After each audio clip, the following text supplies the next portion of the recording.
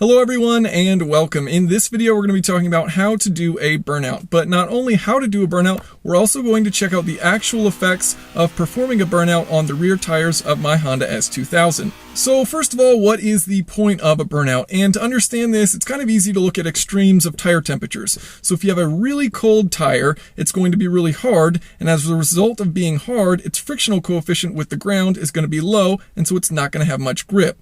Now if you heat up that tire, it's going to be warmer and it's going to be softer and it's going to comply with that road surface better, and as a result have more grip. So in drag racing, the launch is the most critical part.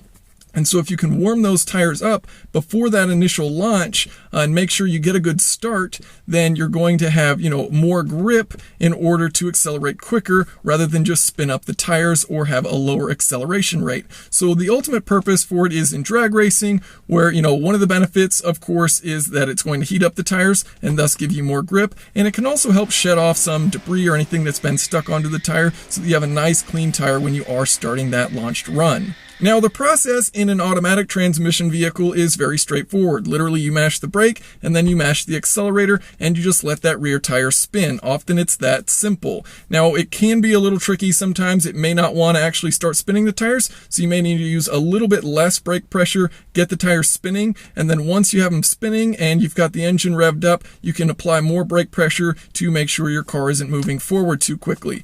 And so, that's the very simple process with an automatic. With a manual transmission, it's a little bit more tricky if you're trying to kind of just stand there with the rear tires smoking while the car isn't moving too much. And so to do this, what you want to do is push your clutch in, put it in first gear, apply some throttle, release the clutch very quickly, and immediately take that left foot from the clutch and press it hard on the brake. And so once you press it on the brake, you'll have those rear tires spinning, and you're going to modulate between your left foot and your right foot how much brake pressure and throttle you need in order to keep the burnout going. Now, the tricky part here is knowing how much throttle you need to apply initially to get those rear tires to spin.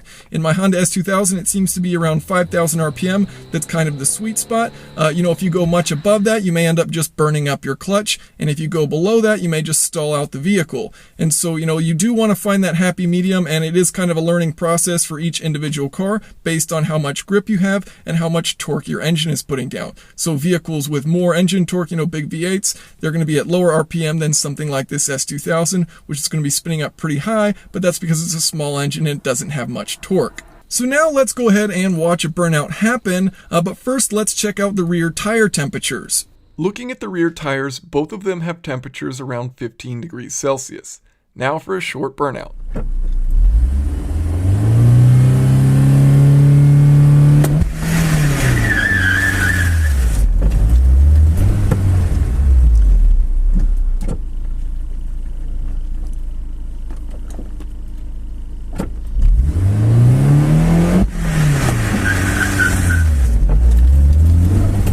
So, after two very short burnouts, you can see the tire temperature has raised to about 18 Celsius, with the inside of the tire at about 20 degrees as a result of the out-of-spec negative camber. And now once without brakes.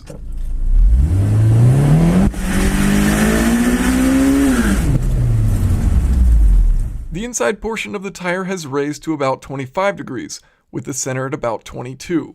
And because what you've probably been waiting for is a longer burnout, I handed the keys over to Braden Carlson, a fellow automotive YouTuber who happily dumped the clutch over 7,000 RPM while I filmed with the thermal camera. More power, smooth surface, and the clutch held just fine for a nice, long burnout.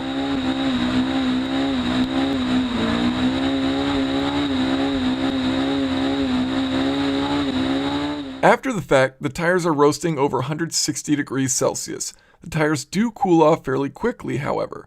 At 45 seconds after the burnout, the temperatures have dropped to 125 Celsius. By a minute, the left tire is just over 100 Celsius. At a minute and 45 seconds, we're down to about 90, and by 2 minutes, portions of the tire have dropped below 80. If you haven't yet watched my full video of the burnout using the thermal camera, I'd highly recommend it as it's fascinating to see. Also a shout out to Last Place Garage for letting us create clouds in their shop, and Braden Carlson for the epic burnout. I'll have links to everyone in the video description. If you have any questions or comments, feel free to leave them below. Thanks for watching.